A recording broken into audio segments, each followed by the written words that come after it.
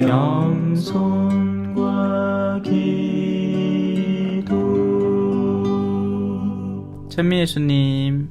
예수님께서 예루살렘으로 올라가실 때 12제자를 따로 데리고 길을 가시면서 그들에게 이르셨다. 보다시피 우리는 예루살렘으로 올라가고 있다. 거기에서 사람의 아들은 수석 사제들과 율법학자들에게 넘겨질 것이다. 그러면 그들은 사람의 아들에게 사형을 선고하고 그를 다른 민족 사람들에게 넘겨 조롱하고 채찍질하고 나서 십자가에 못 박게 할 것이다. 그러나 사람의 아들은 사흘 날에 되살아날 것이다. 그때 제베데오의 두 아들의 어머니가 그 아들들과 함께 예수님께 다가와 엎드려 절하고 무엇인가 청하였다. 예수님께서 그 부인에게 무엇을 원하느냐 하고 물으시자 그 부인이 스승님의 나라에서 저의 두 아들이 하나는 스승님의 오른쪽에 하나는 왼쪽에 앉을 것이라고 말씀해 주십시오 하고 말하였다. 예수님께서 너희는 너희가 무엇을 청하는지 알지도 못한다. 내가 마시려는 잔을 너희가 마실 수 있느냐 하고 물으셨다. 그들이 할 수 있습니다 하고 대답하자 예수님께서 그들에게 말씀하셨다. 너희는 내 잔을 마실 것이다. 그러나 내 오른쪽과 왼쪽에 앉는 것은 내가 허락할 일이 아니라 내 아버지께서 정하신 이들에게 돌아가는 것이다. 다른 10제자가 이 말을 듣고 그 두 형제를 불쾌하게 여겼다. 예수님께서는 그들을 가까이 불러 이르셨다. 너희도 알다시피 다른 민족들의 통치자들은 백성 위에 군림하고 고관들은 백성에게 세도를 부린다. 그러나 너희는 그래서는 안 된다. 너희 가운데에서 높은 사람이 되려는 이는 너희를 섬기는 사람이 되어야 한다. 또한 너희 가운데에서 첫째가 되려는 이는 너희의 종이 되어야 한다. 사람의 아들도 섬김을 받으러 온 것이 아니라 섬기러 왔고 또 많은 이들의 몸값으로 자기 목숨을 바치러 왔다. 주님의 말씀입니다.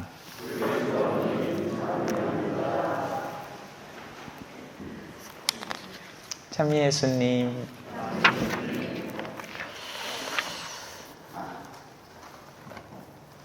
좋은 걸 모르는 사람은 없습니다. 우리가 추구하는 것들이 다 좋은 거죠, 사실은. 누구한테? 우리한테 그렇습니다. 문제는 이제 그 좋음이 충돌하는 데 있습니다. 하느님이 좋아하시는 것이 있고요. 우리가 좋아하는 것이 있죠. 우리는 흔히 이 보이는 세계, 가시세계라는 영역을 살아가기 때문에 우리가 좋아하는 것들은 거의 대부분이 눈에 보이는 좋은 것들로 사람들이 평가해 놓은 것들입니다. 뭐 이런 거죠. 많은 돈, 좋아 보이죠, 그죠? 네. 어마어마한 명성, 네. 또 뭐 권력, 네. 막 기를 쓰고 막 그 자리에 오르려고 난리를 칩니다, 그죠? 불교 용어로 아귀다툼이라고 하죠. 아귀가 어떤 귀신인지 알죠? 입은 막 이따시만해. 그래갖고 막 근데 목구멍이 연맹기라. 암만 무도 목으로 못 넘어가요. 그래서 왜 불가에서 그 공양하잖아요. 공양. 그게 뭐 하는 거냐면 아귀가 먹을 수 있는 건 그것밖에 없는 겁니다. 스님들이 먹고 씻은 물. 그래가 깨끗하게 씻는 거예요, 밤몸에. 우리도 그 공양 맨날 하잖아. 저 갈비탕집 가면 돌솥밥에 맨날 숭늉 만들어 모으면서 공양한다 아닙니까? 깨끗하게 씻어가 설거지 할 것도 없이. 머리 좋아, 그죠? 네. 자, 쓸데없는 소리 그만하고. 자, 세상이 좋아하는 것, 그건 우리가 다들 공통적으로 추구하던 것들입니다. 우리는 그걸 다 알아요. 네. 그걸 알면서 이제 그 방향을 바꾸기 시작하는 거죠.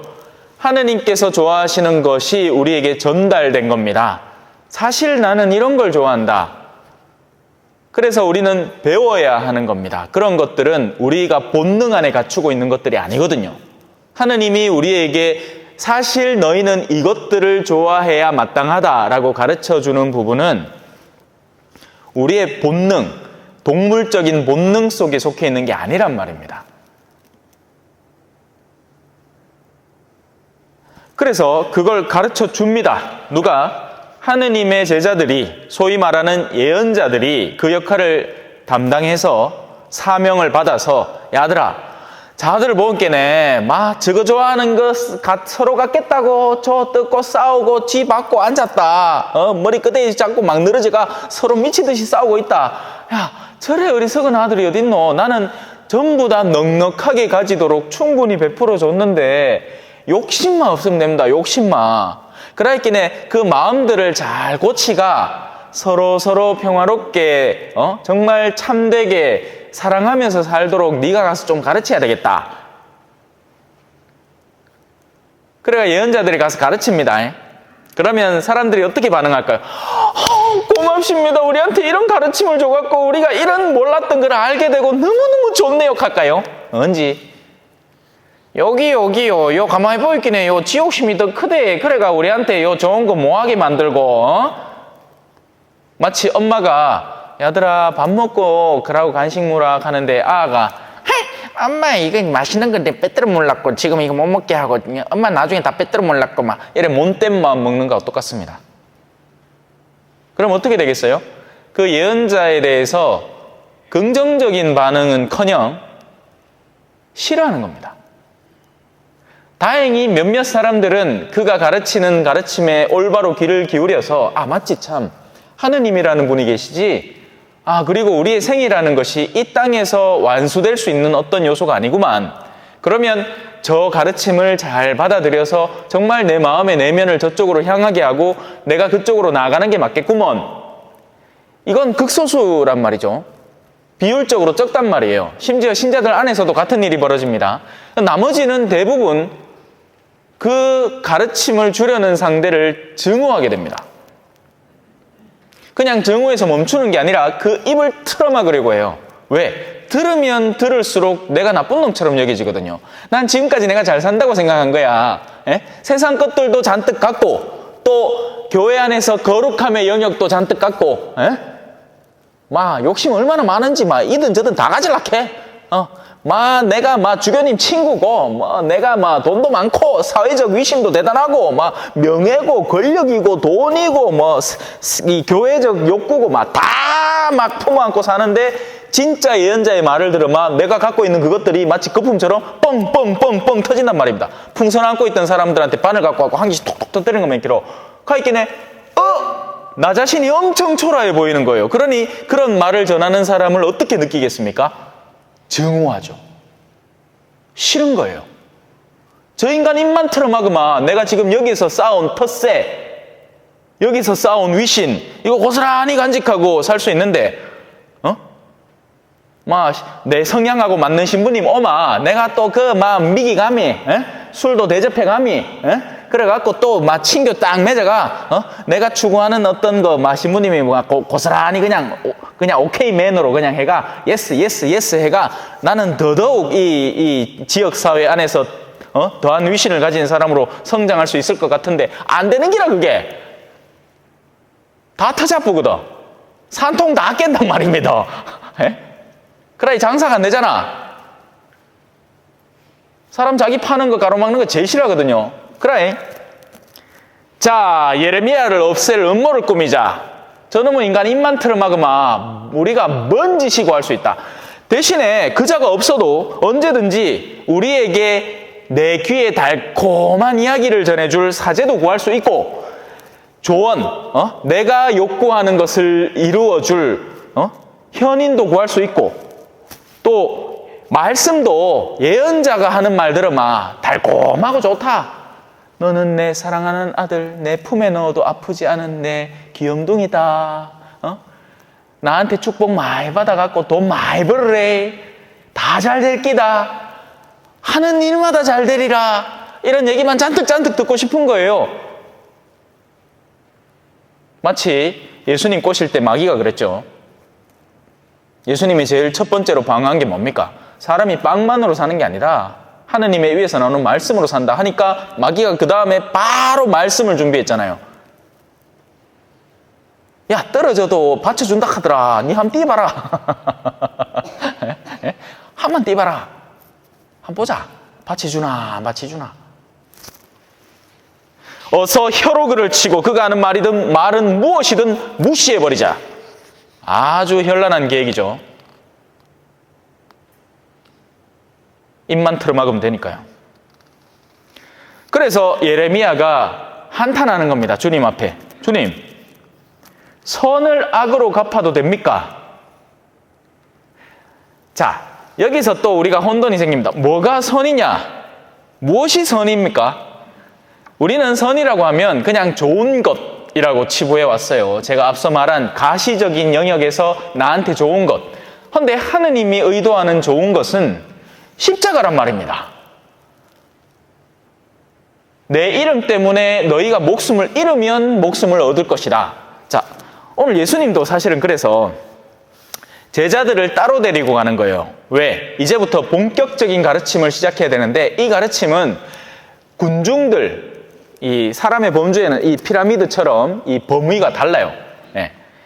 그냥 새 속에 잔뜩 찌들어 살아가는 세속인들이 있고요. 야들은 뭐 하느님 근처도 안 옵니다. 뭐 근처에 예수님 왔다 해도 뭐 가 누군데 하고 말지. 거기에서 이제 군중이 이제 생겨납니다. 군중은 그래도 호기심을 갖고 있어요. 호기심. 우리 신앙인의 영역에도 마찬가지입니다. 신앙을 본질적으로 따라가는 영역까지 가려면 멀었고 보통 그냥 궁금해. 와, 신자들은 머리에 하얀 보자기 쓰고 저래 이쁘게 씻고 나도 저거 한번 머리 이마에 얹어보고 싶다. 아이고, 막 영화에서 보이긴 해. 막 송혜교가 올인이란 드라마에서 얼마나 이쁘게 나오던도 나도 한번 그래 되고 싶다. 뭐 이 정도예요. 예. 군인들이 제가 군발일 때도 이 천주교를 알려드립니다. 책자 제일 앞에 누가 있었냐 하면 그때 김태희가 있었는 거예요. 얼마나 이쁘게 요래 있는도 다른 군인들이 막 가슴이 콩닥콩닥한 게라 그 책자를 보마. 그래 책자 디자인도 잘해야 돼. 그죠? 요새 어르신들 책자는 임영웅 같은 나 넣어주고 근데 이제 그거 하면 이제 개런티가 엄청 붙겠지. 자, 죄송합니다. 쓸데없는 소리 자꾸 해가지고. 그래서 이 예수님은 12제자라는, 그러니까 군중 이상의 단계를 이제 제자라고 표현하는 겁니다. 군중에서도 예수님에게 호기심을 갖고 있지만 제자들은 거기에서 예수님의 가르침을 본질적으로 배우기 시작하는 이들을 말하는 거예요. 그리고 그 배움에는 또 등급이 있으니 처음에는 기적으로 시작을 합니다. 처음에는 예수님의 능력을 보여줘요. 나 이런 사람이야 하는 거예요, 진짜. 그러면서 이제 어느 정도 등급에 도달을 했을 때는 상급 훈련을 들어가야 되겠죠. 군대도 처음에 가자마자 유기시킵니까? 그거 하면 죽을 봅니다, 진짜. 진짜 죽을 봅니다. PT 체조에 가가지고 막 이거 하다가 한 몇 번 해보면 막 진짜 단내가 슬슬 나. 이거를 이등병 금방 들어왔는 아한테 시켜요. 죽어요. 어느 정도 같이 살다가 여러 가지 훈련도 시켜주고 이런저런 막 활동도 막 하다가 그러고 이제 데리고 가야 그게 되지. 자, 이제 상급 훈련으로 들어가는데 이 상급 훈련이라는 것이 바로 오늘부터 시작되는 거예요. 무슨 얘기를 하고 있죠? 잘 들어라. 이제부터 본격적인 가르침이다. 자, 우리가 지금 예루살렘이라는 휘황찬란한 이 역사적인 장소이자 성지이자 어마어마한 신앙의 본거지처럼 여겨지는 곳으로 이제 갈 건데, 지금의 우리로 치면 자, 여러분들 이제 버스 잡아 타고 우리 저 범어동 갑니다. 아니면 계산동 갑니다. 그 가면 계산성당이라는 곳이 있을 겁니다. 근데 거기에서 어떤 일이 벌어질 것이냐? 사람의 아들은 수석사제들과 율법학자들에게 넘겨질 것이다. 그러면 그들은 사람의 아들한테 사형을 선고하게 될 것이고, 그를 다른 민족 사람들에게 넘겨서 조롱하고 채찍질하고 나서 나중에는 십자가에 못 박아 버릴 것이다. 그러니 제자들이 얼마나 놀랬겠습니까? 왜? 지금 제자들의 마음은 이렇거든요. 그 다음에 이어지는 내용들이 바로 그 마음을 대변합니다. 제베데오의 엄마, 성경에 나오는 치맛바람의 대명사입니다. 치맛바람도 뭐 어디 종류가 다양하겠죠. 서울대 들어가려고 치맛바람 부리는 사람이 있는가 하면 좋은 유치원 이으려고 치맛바람 여는 엄마들도 있어요. 제가 사수동 그 수녀원 옆에 살았잖아요. 그 이야기 들어보면 가당치도 않아. 신앙생활을 그 백합 유치원 이으려고 하는 사람도 있어. 그래 그 수녀님한테 미리 얼굴 잘 비나가 우리 좀 의에 좀 이칼라고. 이 다 치맛바람이죠. 근데 치맛바람 중에 어떤 이 제베데오의 엄마입니다. 우리 아들, 근데 그 제베데오의 아들들은 훌륭한 아들이긴 해요. 예. 뭐 치맛바람 하니까 부정적으로 생각하는데 여기 계신 그 누구도 자식들 잘 되길 바라잖아요. 그래 그렇게 시계 공부시키갖고 다 윗지방 안 보냈나? 잘 됐잖아요. 뭘로? 가시적인 선에서 문제는 이 안에 있지, 그죠? 이게 어떻게 됐는지 아무도 몰라. 잘 됐는지 잘못됐는지 뭐가 끼들어갔는지 이 복음에 맞춰서 살고 있는지 신앙생활은 똑바로 하는지 물론 이미 드러내고 있죠. 그건 속일 수 없는 겁니다, 그죠? 네. 자, 우리 아들 좀 스승님이 왼편 오른편에 갖다 놔주이소. 그래서 예수님이 보다 답답해가 야 너희가 지금 청하고 있는 걸 그 의미를 이해하고 있니? 왜? 모르거든요. 지금 예수님 무슨 말 했습니까? 나 가서 죽을 기다. 나 아버지 제발 이 잔만은 좀 치워주이소. 내 딴 잔은 다 마시겠는데 딴 잔은 내가 뭘 하더라도 이건 마치 이제 제가 볼리비아에서 정말 선교사로 할 거 뭐 할 거 다 하고 왔잖아요. 몸 뒷일 뭔 뒷일 다 했단 말입니다. 그 제일 하기 싫었던 게 뭐냐? 건물 짓는 거였어요. 나는 건축사가 아니거든. 난 사제지. 그런데 오자마자 쓸개 띄는 지 얼마 지나지도 않았는데 이제 띄고 이제 좀 아물까 싶어서 주교님한테 인사를 하갔더니 마신부 사무처장 신부님, 제 기억이 생생합니다. 마신부 말짱하네. 나 아파 죽겠는데. 그래갖고 신설성당 지라고 떡 발령을 낸다 아닙니까? 사람 환장을 노릇이죠. 하지만 이제 그게 우리가 걸어가야 하는 길인 거죠. 좋은 길, 내가 원하는 길, 내가 바라는 길로만 갈 수 있는 길이 아닌 거예요. 갖다 막 밀어넣는 겁니다. 하느님은 그렇게 해서 더 정련하는 거죠. 더 힘든 상황으로 밀어 넣음으로써 그가 진짜 신앙을 갖고 있나 아닌가를 살펴보는 겁니다. 그래서 이 아들이 지금 뭘 청하는지 모른단 말입니다. 거기에다가 예수님의 왼편 오른편이란 말은 곧 무슨 뜻이겠어요? 예수님이 순환의 잔에 극단을 달렸다면 그 오른편과 왼편은 만만찮은 순환이 기다리고 있다는 얘기입니다. 근데 제베데오의 두 아들은 너희는 그걸 견딜 만한 내공은 없다는 거죠. 그건 하느님께서 특별히 마련하셔서 쏟아주실 은총의 그릇들에 해당하는 일이니 잘 따라오고 계십니까? 모르겠다. 나는 열심히 하려고 하는데 잘 일단은 저를 쳐다보고는 계신 것 같아요. 자, 그래서 어떻게 보면 너희는 그만한 고생은 안 할 끼다라는 세속적으로는 위안의 말이기도 한 겁니다. 어떻게 보면. 그러나 잔을 마시긴 마실 거다. 사실 모든 사도들이 사도 요한 빼고는 다 순교당했습니다. 저마다 고유한 마크가 있어요. 어떤 사도는 십자가를 씁니다. 왜? 십자가형 십자가, 그러니까 X자형 십자가에 매달렸거든. 베드로 사도의 마크는 십자가를 거꾸로 그려놓은 겁니다. 왜? 버뜩 뒤집히 갖고 매달렸거든요. 나는 주님처럼 죽을 수 없어 하기에 사람들이 그래? 그러면 거꾸로 매달아줄게. 거꾸로 매달았거든. 어떤 사도는 어디 찢겨 죽고 어디 죽고 그러니까 문장들이 다 달라. 순교의 형태에 따른 12사도의 문장들이 다 있습니다. 죽는다 이 말이죠. 그러면서 마지막으로 가르침을 전해줍니다. 자, 제자들이 그 두 형제들에 대해서 불쾌해합니다. 왜 그랬을까요? 예수님 성가시게에서? 아닙니다. 자기들도 높은 데 가고 싶은데 선수 친 거라. 이놈의 두 인간들이 자기들도 예수님한테 인정받고 싶고 사랑받고 싶고 이게 이 구절에서는 안 드러나는데요. 다른 구절에서는 자기들이 서로 우열을 다투고 있었다 이렇게 표현을 하거든요. 자기 중에 누가 더 높은 사람인지 싸우고 있었던 겁니다. 그래서 예수님이 불러다가 이제 다시 가르칩니다. 다른 민족의 통치자들은 백성 위에 군림하는 것을 즐긴다.